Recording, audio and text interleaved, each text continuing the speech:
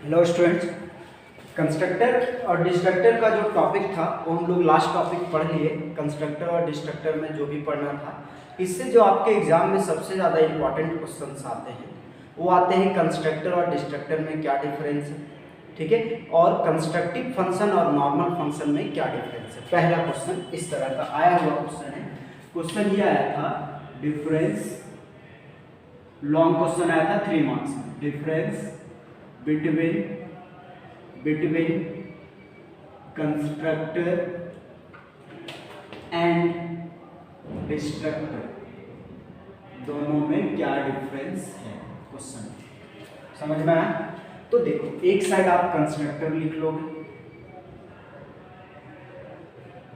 और एक साइड आप डिस्ट्रक्टर लिख लोगे।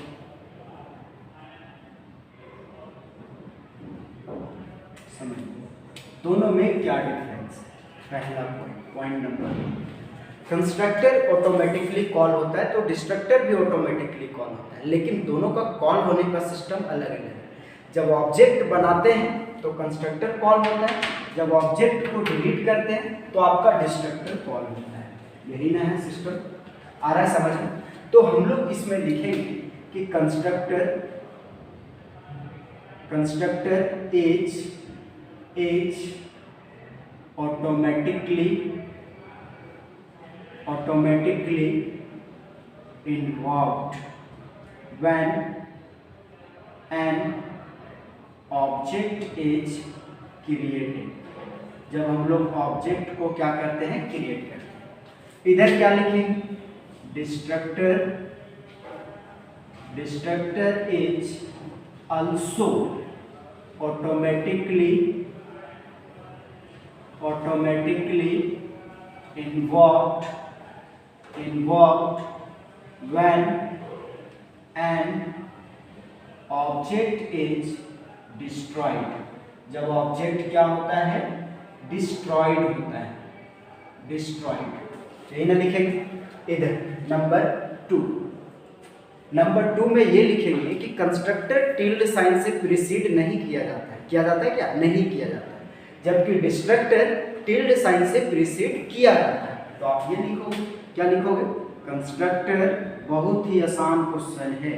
कंस्ट्रक्टर इज प्रीसीडेड मतलब डिनोटेड भी लिख सकते हो। प्रीसीडेड, सॉरी नॉट ना, is not preceded by tilde sign. Tilde ये वाला साइन, यस इस तरह से है ना, ये वाला साइन, इससे प्रीसीड नहीं किया जाता है साइन। जबकि आपका जो है डिस्ट्रक्टर, वो प्रीसीड किया जाता है। Destructor is preceded by tilde sign,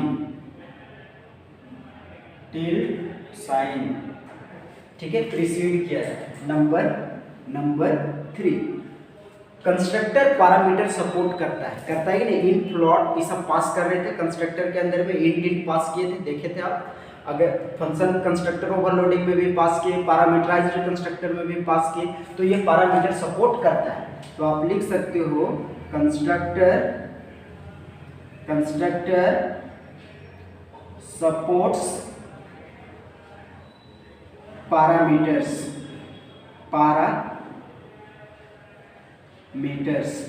support करता है। लेकिन डिस्ट्रक्टर जो है आपका, destructor does not support parameter support नहीं करता है। नंबर 4, कंस्ट्रक्टर में हम लोग कंस्ट्रक्टर ओवरलोडिंग पढ़े, मतलब इसको हम लोग ओवरलोड कर सकते हैं। डिस्ट्रक्टर में डिस्ट्रक्टर ओवरलोडिंग पढ़े क्या? नहीं पढ़े। इसलिए क्योंकि हम लोग डिस्ट्रक्टर को ओवरलोड नहीं कर सकते, तो इसमें लिख सकते हो कि कंस्ट्रक्टर ओवरलोड किया जा सकता है। Constructor can be overload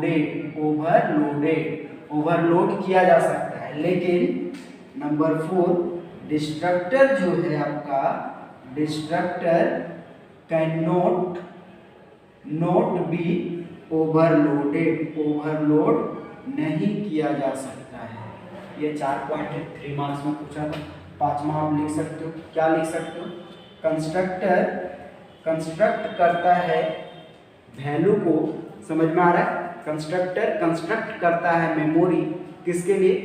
for the value के लिए, और डिस्ट्रक्टर डिस्ट्रॉय करता है मेमोरी किसके लिए? वैल्यू के लिए। ये पॉइंट आप लिख सकते हो। Constructor construct the memory for the object, but destructor destroyed the memory for the object. समझ में आया? तो ये एक कंस्ट्रक्ट करेगा, एक डिस्ट्रॉय करेगा। ये पॉइंट आपको लिखना है। नेक्स्ट अगला क्वेश्चन आया था, ये डिफरेंस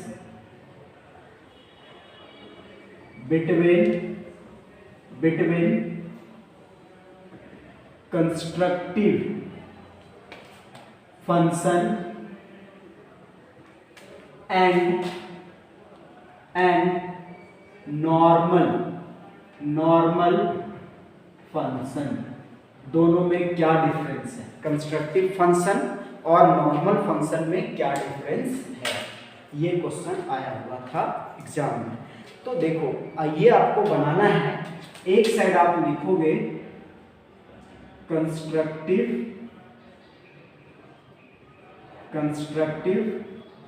फंक्शन, और एक साइड आप लिखोगे नॉर्मल फंक्शन।